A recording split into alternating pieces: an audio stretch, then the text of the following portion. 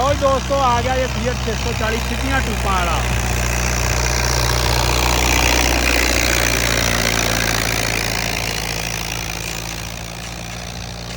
देख सकते तुसीं इस ट्रैक्टर दीयां टूपां बिल्कुल सीधियां जे ते उस्ताद भी उत्ते जल टाइम ही भाई बैठा जे।